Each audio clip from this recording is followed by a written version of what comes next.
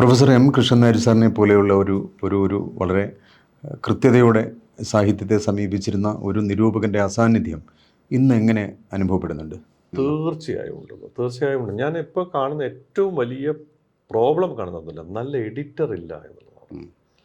ഈ വളരെ ചുരുക്കം ചില പത്രാധിപന്മാർ മാത്രമേ ഉള്ളൂ.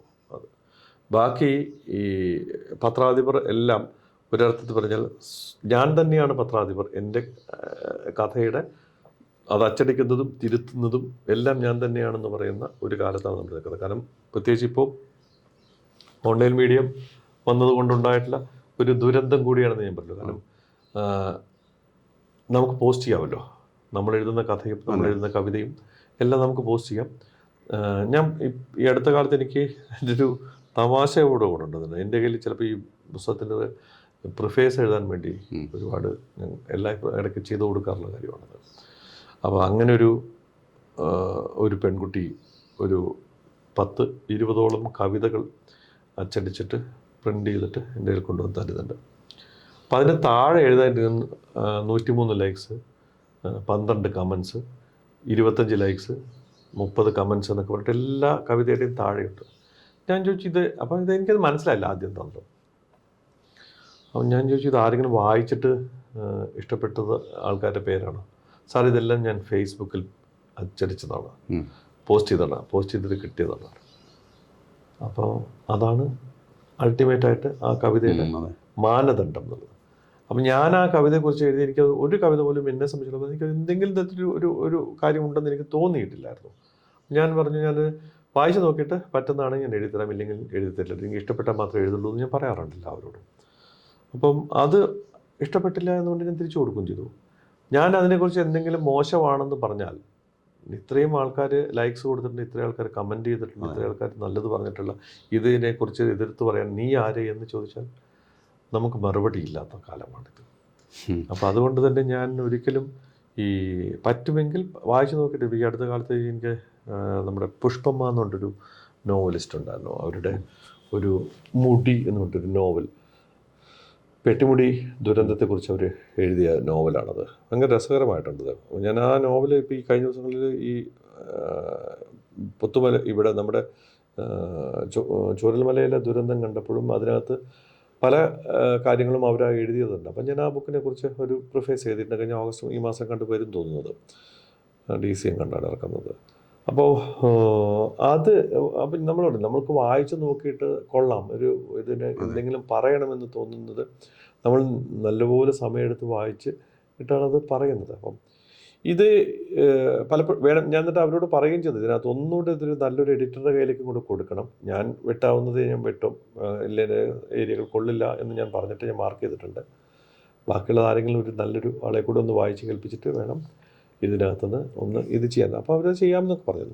അപ്പോൾ ഇതാ ഞാൻ പറഞ്ഞത്, അപ്പം നമുക്കൊരു നല്ല എഡിറ്റർ ഉണ്ടാകുമ്പോഴുള്ളൊരു ഗുണം എന്ന് പറയുന്നത് അത് അവരുടെ ഒരു എക്സ്പീരിയൻസ് ഉണ്ട്. ഈ സോഷ്യൽ മീഡിയയിൽ ഈ എഡിറ്റർ ഇല്ലാത്ത ഒരു പ്രശ്നം എന്ന് പറഞ്ഞാൽ എഴുത്തുകാരൻ തന്നെ എഡിറ്റർ ആവുന്നു, അത് പിന്നെ നേരെ വായനക്കാരിലേക്ക്. ഇതിൻ്റെ ഒരു ഇല്ലാത്ത ദുരന്തം ഈ സോഷ്യൽ മീഡിയയിലെ ലിറ്ററേച്ചർ, സോഷ്യൽ മീഡിയയിലെ സാഹിത്യത്തിൻ്റെ അകത്തുള്ള ഏറ്റവും വലിയ ദുരന്തം എന്ന് പറയുന്നത് നമുക്ക് അഭിപ്രായങ്ങൾ പറയാൻ എന്നുള്ളത് ചില.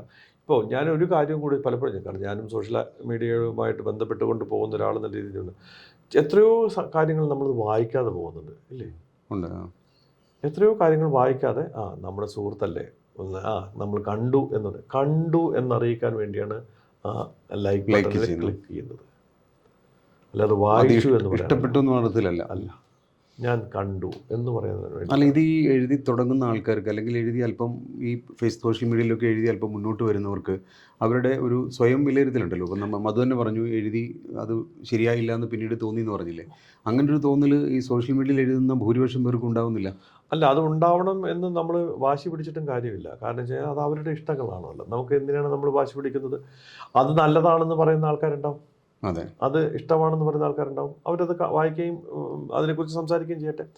ഞാനിതിനകത്ത് പറയുന്നത്, ഇപ്പം ഈ സോഷ്യൽ മീഡിയയിൽ എഴുതുന്ന എല്ലാ കക്ഷികളും മോശമാണെന്ന് ഞാൻ ഒരിക്കലും പറയില്ല. കാരണം അതിനകത്തും അങ്ങനെ ഞാൻ എൻ്റെ ഏറ്റവും നല്ല ഉദാഹരണം ഞാൻ പറയുന്നത് രാജശ്രീയുടെ കല്യാണിയും ഫേസ്ബുക്കിൽ വന്നു. ഞാനത് എൻ്റെ ഏറ്റവും രസം, ഞാനതൊരു 40 50 ഒക്കെ ആയപ്പോഴാണ് ഞാൻ ഈ സാധനം എൻ്റെ അടുത്തൊരു കക്ഷി പറയുന്നു 40 ദിവസങ്ങളോളം കഴിഞ്ഞു, എല്ലാ ദിവസവും അവർ എഴുതുമായിരുന്നല്ലോ. കഴിഞ്ഞപ്പോഴാണ് ഞാൻ എന്നിട്ട് തിരിച്ച് അവിടെ പോലെ ഞാൻ വായിച്ചു തുടങ്ങിയത്.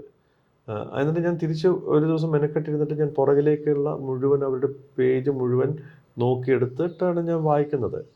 അതെനിക്ക് ഇഷ്ടപ്പെട്ട ഒരു നോവലാണ്. കാരണം വെച്ച് കഴിഞ്ഞാൽ അതിനകത്തൊരു ക്രാഫ്റ്റ് ഉണ്ട്. ഏറ്റവും വെച്ച് കഴിഞ്ഞാൽ ഒരു ഡയലക്ട്സ്, വടക്കേ മലബാറിലെ ഒരു ഭാഷ. കാരണം എനിക്ക് പരിചിതമായ ഒരു ഭാഷയിലൂടെ ഒരു നോവൽ വരുമ്പോൾ ഉണ്ടാകുന്ന ഒരു കൗതുകമുണ്ട് അതിനകത്ത്. ആ കൗതുകം എനിക്ക് ഡയലക്ട്സ് ഇഷ്ടമായതുകൊണ്ടാണ് ഞാൻ പലപ്പോഴും അങ്ങനെ ചിന്തിക്കുന്നത്. അത് വായിച്ചു കഴിഞ്ഞപ്പോൾ ഉണ്ടാകുന്നത്. അപ്പോൾ അതിനകത്ത് വന്ന നോവലാണ്, എന്നിട്ടത് പോപ്പുലറായതാണ്. അതിന് എത്രയോ പതിപ്പുകൾ ഇറങ്ങിക്കഴിഞ്ഞു. അതൊരു മോശം പ്രവൃത്തിയല്ല. അപ്പോൾ സോഷ്യൽ മീഡിയയിൽ എഴുതാൻ പറ്റുന്ന, അതായത് സെൻസിബിളായിട്ട് കൃത്യമായിട്ട് കാര്യങ്ങൾ മനസ്സിലാക്കിക്കൊണ്ട് എഴുതാൻ കഴിവുള്ള ആൾക്കാരും എഴുതുന്നുണ്ട്.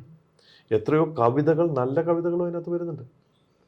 പക്ഷേ എന്നാൽ അതേസമയം തന്നെ ചുമ്മാ പോസ്റ്റ് ചെയ്ത് വരുന്നതും പബ്ലിസിറ്റി കൂടുതൽ കിട്ടുന്നതുമായ ചില ആൾക്കാരുടെ കഥകളും കവിതകളും ഉണ്ടാവാറുണ്ട്. അതിന് നമുക്കൊന്നും ചെയ്യാൻ പറ്റില്ല. ഈ തലപ്പാവ് എന്ന് പറയുന്ന സിനിമ മധു ആലോചിക്കുന്ന സമയം തൊട്ട് നമ്മൾ തമ്മിൽ അതിനെക്കുറിച്ച് സംസാരിച്ചിട്ടുണ്ട്. അപ്പോൾ അങ്ങനെ ഒരു വ്യത്യസ്തമായ ഒരു വിഷയം, വ്യത്യസ്തമായ കഥാപാത്രങ്ങൾ, ആ സിനിമയിലേക്ക് മധു എങ്ങനെയാണ് ആ ഒരു വിഷയത്തിലേക്ക് എത്തുന്നത് എങ്ങനെയാണ്? ഞാൻ മത്തായി ചാക്കോയുടെ ഇലക്ഷൻ ക്യാമ്പയിനുമായി ബന്ധപ്പെട്ടുകൊണ്ട് കോഴഞ്ചേരി ഭാഗത്ത് സഞ്ചരിക്കുന്നുണ്ട്. അപ്പം എനിക്ക് അവിടെ നിന്നൊരു രസം തോന്നുന്നു വെച്ച് കഴിഞ്ഞാൽ അതൊരു